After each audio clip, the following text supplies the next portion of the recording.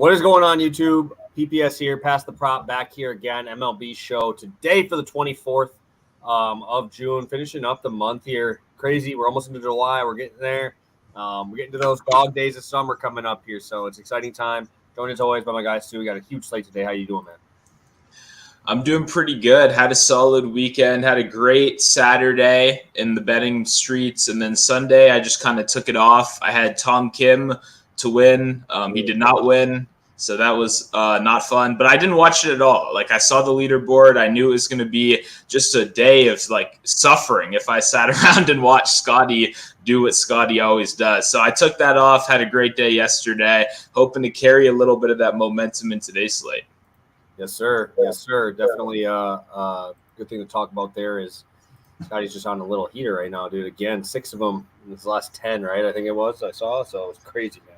Yeah, unfair to the rest of us. Yeah.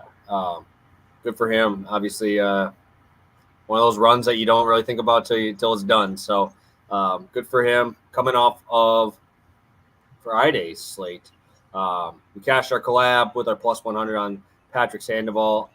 Hopefully he gets better soon. I know it was quote-unquote injury. I don't know. I didn't watch. He was looking fine. I didn't see an exact injury there, but cashed that one. Montgomery threw well and then got blown up right at the end of his outing. Not early enough for me to cash this one. And I think Quan got one, didn't he? No, Quan cashed his hits, runs, RBIs, and did not cash his hits. He had an RBI and a freaking run without it. So that was a little bit of a letdown here, but yeah. Yeah, we head into today's slate. Coming off of another one, though. I did get to cash another 4-digit winner here. Andrew Abbott tied Dylan Cease, unfortunately. Dylan Cease, against my Brewers, barely got it through the 5th inning. The Brewers find a way to make you work, man. But he ended up with 10. So I thought Abbott was going to run away with it, man. It was crazy to see Abbott do this and then Lodolo get shit on yesterday. So it's like crazy. He looked good. Strikeout rate probably went through the roof after this one, after he's sitting at like a 19 or 20%. And then he just nuked that Red Sox lineup. So we did get to cash another one. Cutter Crawford was right there. I think he was 3rd, had 8. Felt really good about that spot. Yeah, no, this part was fun. I mean, hell yeah. Obviously, having both the guys in contention. Abbott came out the gate hot. You know, it's always scary watching the late game guys like chase him down a little bit, kind of like what happened here. But still a good cash, obviously. And, you know, not your first in this market of the year. You've been crushing this one. Yeah, I mean, I might have to victory lap Paul Skeens for the year, man, when they gave me a 14-1 ticket on that. That was fun. We ain't going to see a 14-1 on Skeens for a very, very long time unless he's coming off of, like, fucking surgery, bro. Yeah, that dude is just nuking these dudes, and you might like my long shot today as well because it's pretty similar to how I did last time, and I feel pretty good about it. So, Stu, we got a big slate. I know today is going to be a little quicker show, probably like 15, 20 minutes. Both of us got one play. But we can talk the overview of the slate here first. What game's sticking out to you? Obviously, let's not talk Nationals or Brewers today, huh? Yeah, no, I mean, hey, the Waldron knuckleball, I'll be watching for sure. But no, it's actually a surprisingly good slate, too, as I was going through. Obviously, the Mariners-Rays kind of stuck out to me. I hate both of those teams, so it was surprising. But seeing, like, a very intriguing pitching matchup, obviously Bradley, Wu, 2 guys that have very intriguing stuff over there. I don't know if I'm going to be able to stomach watching the offenses play in that game personally, but I do really like those pitchers, so I'll have an eye on that. But overall, I'll say that Guardians-Orioles series is going to be a fun one, I think. Like, 2 of the more interesting teams in the league, exciting. Obviously, Guardians have a little smoke right now as well, so I think that'll be a fun game and a fun series in general. Honestly, dude, I do not understand lines here.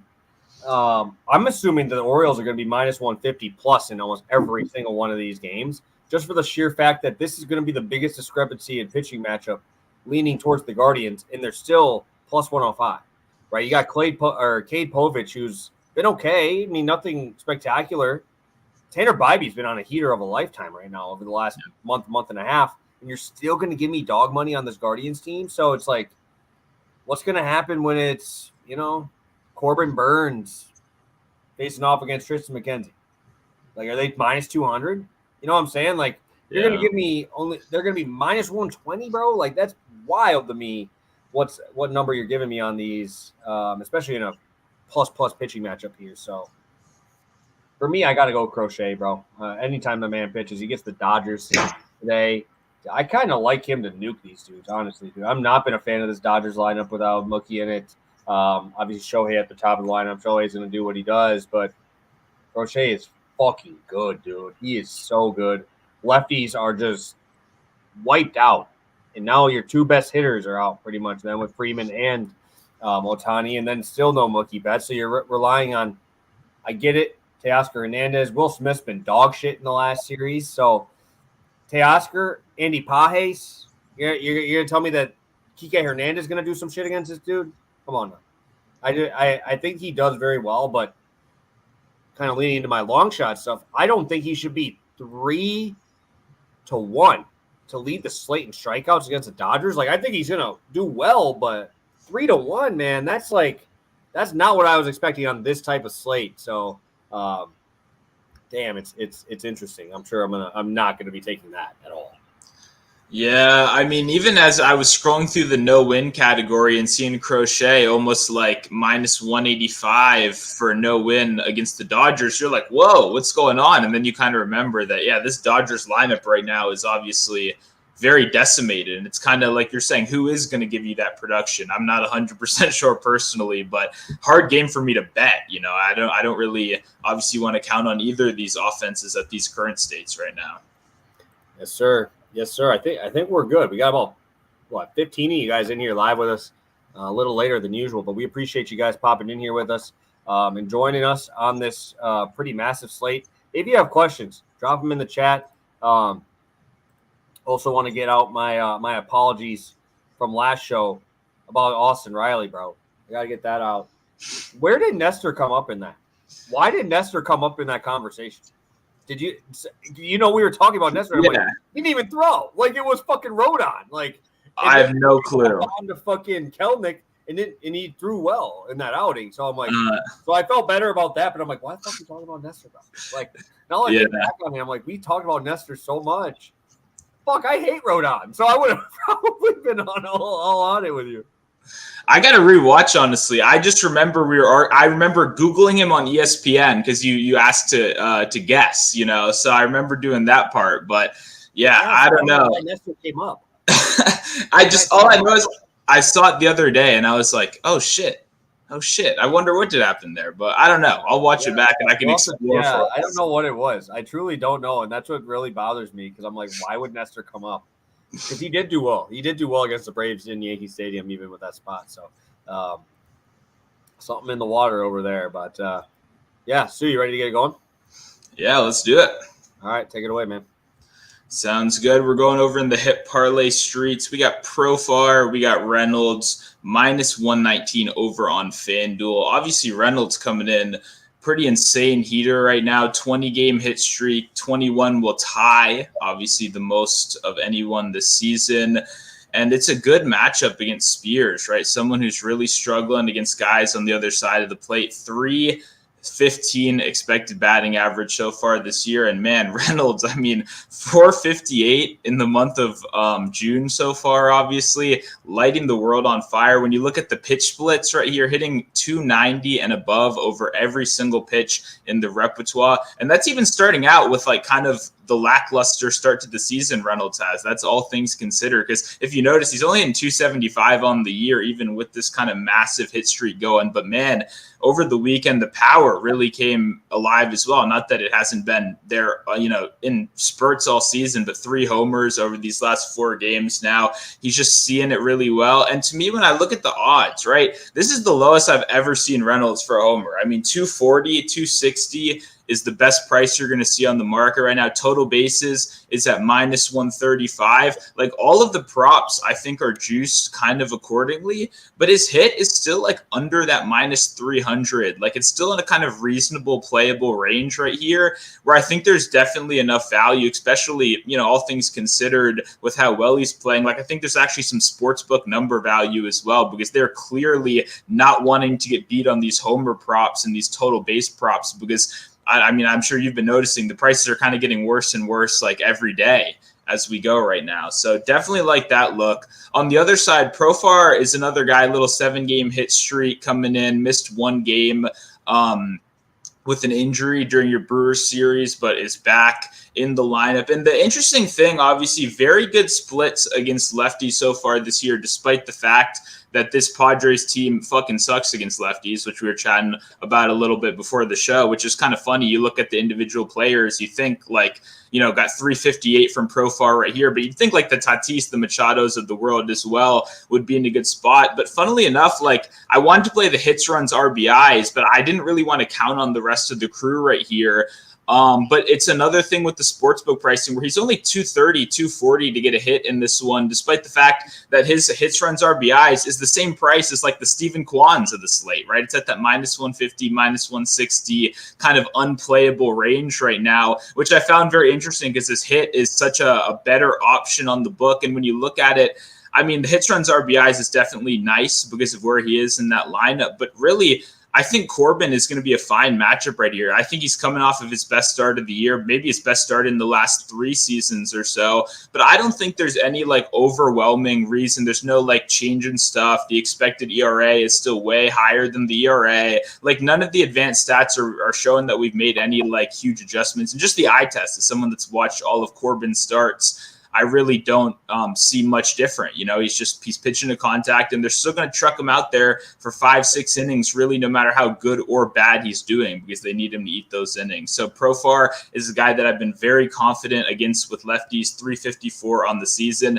Another one of those things against those. I mean, Corbin's thrown like 3 different kind of fastballs. He's hitting over 299 against all of them. He's obviously throwing that slider a lot as well, which Profar is hitting 290 against on the season. So it's some good splits from him. Both of these guys have some good recent form. I still like Profar hits, runs, RBIs, but just for the sake of kind of not trusting this whole team and just trusting the one guy that actually has been super consistent at getting those hits and against lefties, I think it's a great spot right here. And I think minus 119 is a very good price for this combo. For sure. I mean, the thing is too, is like, you see a lot of this happen, like the hits, runs, RBIs is like, why is this minus 150 for 1.5 when you're giving me like minus 320 on a hit? You know what I mean? Like that's usually the way it goes. Usually it's not the other way around. Exactly. So, good looks here from you. And we talk about it a lot, right? When I do like no wins or whatever it is, just like taking and reading a line and just playing the sports book against itself, right? A lot of times you gotta just be able to look at like, oh, why would this like example would be Zach Wheeler. I had Zach Wheeler to get a win on my last YouTube Play of the Day show on Thursday or Saturday. And he had a 18.5 out prop. The Phillies were minus 1.5 in the first 5. Like, okay, so you're going to give me 6 innings of this dude. They're expected to be up 2, and I just have to rely on that. They end up winning like 11-2, whatever it was. And I'm just like, if you're expecting it to happen, and then you just have to hope that he continues to do what he does every single time he goes out. It's just like, that's like kind of another way of, just another example of what we're talking about, where it's like, you usually don't see the hit price at that number when it's 1.5 is juiced to hell, dude. So it's just like, It's a great find by you on that. So I know we usually argue on stuff. I don't like hype you up that much. So we'll give you that. Hey, sounds good. No, I am glad, and I agree with your example as well. It's something I think we try to blend the analysis, but also like it is important. We're not like steam chasing. We're not just betting, like bad numbers on one book, but it's important to kind of look around and see the pricing that they're consistently giving you. Yes, sir. I got one play as well today. A little different than I was expecting to play when I looked at this slate. I'm going to be playing an under-earned runs of a guy in Cincinnati. I fucking hate it, dude. I hate it. I do not like myself for it. But here we are. So let's start out with Mize no win. He's facing Philly. I really like Philly today. They're probably one of my favorite spots to attack. Mize just has been getting absolutely rocked.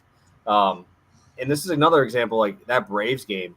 The Braves started out hot and then just shut it down, right? They started out 3 runs in the first and then didn't score again, right? And it's just like, you see that happen a little bit more often than it should from that team. I know they're playing well right now, but playing better. But like I said, I'm still not that high on this offense without Acuna in it. But Mize did look good in the second half of that start. But God, his fastball gets hit fucking hard, dude. That fastball numbers are so bad. And you're going up against a team here.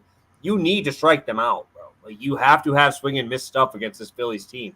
I don't care if it's in Detroit. I don't care where it is. It's going to be hot no matter where you go. It's freaking 90 or 85 here. So I do not want to be in a place where you're not really getting a ton of ground balls. You're not striking out guys. Now you got to deal with Schwarber in this month. No, thank you. Harper, another homer. Bohm hit a homer on Saturday. Castellanos hit a bomb on Saturday. Like, dude, this is not a lineup I want to. This has got some teeth to it. So I want to be on that side of this. This Volter line is obviously what's going to carry this number. He is minus 165 on this number. And I get it. It's in Cincinnati. Terrible place to hit or to pitch. But damn, dude, the Reds against lefties is, and I've said this a lot, like the home road numbers are crazy. But like when you're in a huge upgrade spot, like it's even weirder because on the year, right? On the year, they're a 95 WRC plus against lefties. In Great American against lefties, they have a 72 WRC plus. I don't know if they're just like, oh, we're at home, we got to swing for bombs because it's easier to hit them there. Something's up when it's that big of a difference. I understand like maybe it's not as much of a sample size, but when you go to Cincinnati, right, they're getting 900 plate appearances, in the spots here when they're on the total ones, and against lefties at home, it's 500 of those, right? Like it's not like it's 20 at bats. It's not like it's 50 at bats. Like that's a pretty heavy sample size. And Falter has been okay. I'm not going to say he was great. His numbers on the surface are pretty good, but his xFIP's fine. I think for me, what really helps me out here is the xFIP, obviously against righties. The fact that he's not really like giving you that much, right? Like he's got like a 4% walk rate, right? We got some numbers here that aren't bad, but dude, if you're that bad against lefties, Falter's been able to get guys out. And against, if you're going to face the lefties here, you're going to have Friedel, Fraley, Benson. He's been very, very, very good against lefties with 3.26 FIP. A little bit unlucky on the batting average on balls in play, but man, I think this is a fine spot for him, dude. The Reds strike out a lot. They haven't been great. They lost to the Red Sox yesterday and just got smoked. Even on Saturday, they got smoked. I think this team is kind of falling down a little bit here, and I think Bailey Falter. I didn't think you were a guy I was going to bet on today, buddy, but 3.5 is a big boy number. That's 4 runs, dude. That's a big number. Yeah, no, I completely agree. It's one of those things you don't see 3.5 like point blank at all, very often unless you're in, 2 or 3 ballparks, right? And it's one of those things that even when you do kind of look even closer, like you're asking a lot from an offense, especially like you said, like a young, inconsistent offense that already has these struggles, right? So I definitely kind of like you were saying, I didn't expect to really go into the slate like looking for it, but I do like the look right here. And I think it's one of those things where like we kind of talk about like a guy not having a great start and still cashing, like 3 earned runs, kind of an ugly 5-6 hit, couple, walk or 2 outing. Like you still can cash this ticket even when a guy isn't having his best start, which is always something you want to look for as well. Yes, sir. Yes, sir. Happy that you're going down that road with me on this one. So happy to have that on there as well. So let's recap here. We'll see if you got a long shot. I'm not sure if you have one yet, but we'll talk about that in a second. Yep, I do got one today, and we got a hit parlay as well. We got Reynolds, we got Profar, combine them each for 1 hit, minus 119 over on FanDuel Sportsbook. Awesome. Heading to Pittsburgh Reds with Bailey Falter under 3.5 earned runs. Going to Detroit, Philly for Mize, no win. Stu, we didn't talk about long shots yet, but I'm curious what you got for us. What are you rolling with today? I've got a Vinny P home run today. I am a Vinny P stan, so I don't even care what your background is. I'll be in. I'm happy. Well, Munoz on the other side is really kind of the fade target, right? You look at that matchup and you like instantly go like, okay, it's been awful, especially in the power department since we've been up, right? Like and when you look at this lineup, I guess the thing with the Royals is there's not like a million options. Like obviously you got Vinny P, you got Bobby Witt, who's overproducing a little bit power, and then you got like Melendez. But when you look at Munoz specifically, lefties are where he's getting absolutely crushed by in particular, like absolutely destroyed by. And for me, Vinny P, despite the fact that the power numbers like aren't sticking out, like you still go to this guy's baseball savant, 80th percentile, like exit velocity, like slugging. He's still hitting the ball hard. He's like I said, the exit velocity is very good. It's just not quite translating into the power. Even last year, I was kind of betting him for even at times like doubles more than home runs a little. But I think just looking at the matchup on the other side, like truly one of the, even though it's a little bit more limited number specifically with Munoz, it's been awful so far. First percentile xERA. It's just been brutal. Like second percentile hard hit rate so far, first percentile barrel rate. If there's a guy you want to fade for home runs, I mean, he's towards the top of the list right now. And I just think taking the guy on the other side that hits the ball the hardest, especially that is a lefty, is kind of what I'm going for with this prop. So I like the home run. I might get to Melendez as well, but betting on that guy's kind of brutal sometimes. But yeah, I think the lefties in this lineup are what I'm targeting today. And it's 450 is the best outside of Bet Rivers, which has 525. But it's kind of hard to use those numbers when not everyone has it. So 450 widely available for Vinny P to hit a homer tonight. Beautiful, beautiful. What's 450 you said? Yep, 450. Oh yeah, I do not mind that. Do not mind backing that. I'm pissed that I'm doing this.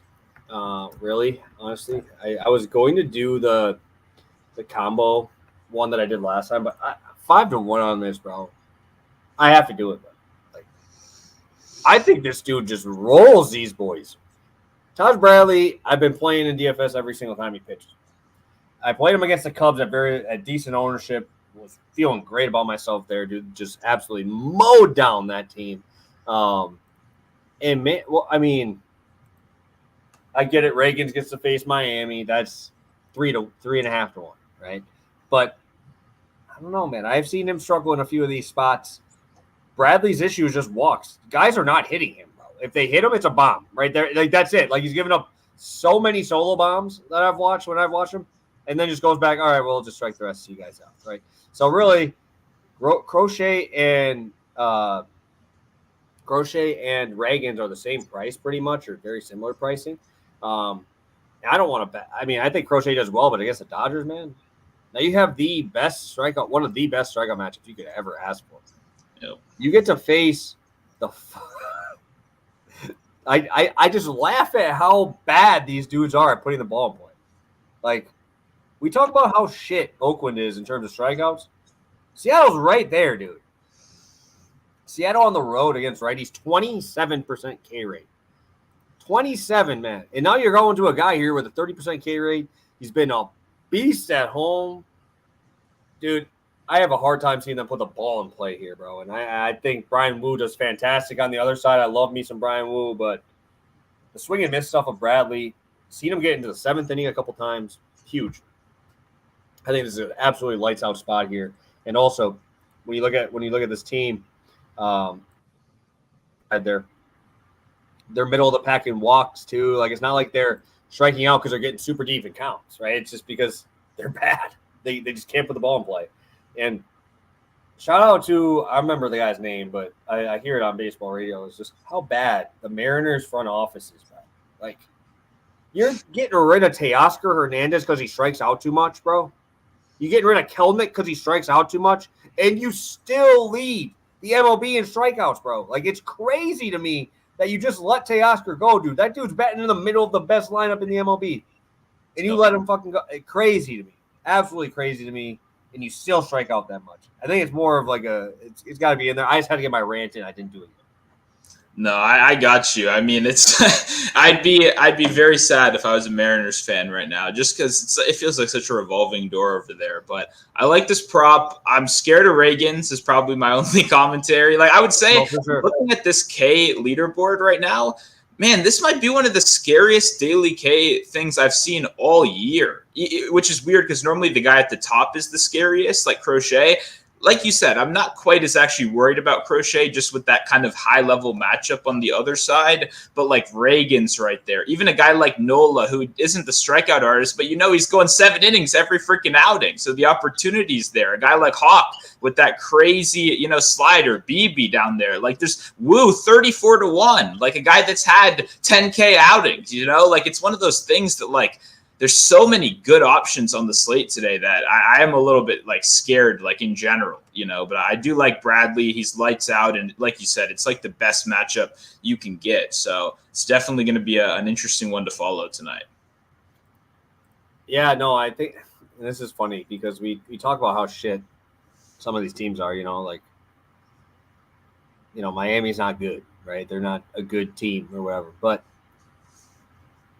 4.5% difference in strikeout rate between Miami against lefties and when you go to the righties for Seattle. Like that's nuts, dude. Like I just can't get over how much they swing and miss. Like it baffles me because Miami is not a good team. Like don't get me wrong, I don't think they're good by any means.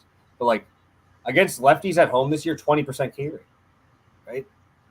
26.5, dude, is what Seattle's striking out at. And they're both high-end swing and miss guys. That's what I'm saying. Like, it's not a great matchup because, the guy's good. Like, Reagan's is fucking good. And Miami's got an 88 WRC plus. They don't strike out that much. I know we've talked about it a lot, but all these guys are power right-hand bats, right? It's like, and then Jesus Sanchez, right? And Jazz, really. I mean, De La Cruz against righties, K machine, not that much against lefties, right? And Josh Bell moving to the right side. You got all these dudes that just are like, oh, I don't want this to be on my record. I'm just going to try to pull the ball in play. It's like the Nationals a little bit there. So except I will say the Nationals are better than them at this point.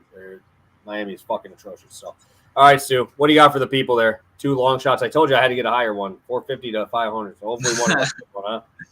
Yeah, you just beat me right there, but. Today's a good show. I think I should have another prop or more. I still got to decide if I want to put out Quan hits, runs, RBIs today at like minus 140. I know it's a lefty, but man, that one's you don't get him at a playable number very often. So should have a play or two else out on Twitter. It's been good. It was a good weekend for me. So yeah, just looking to keep that momentum going and hopefully cash a couple tickets today.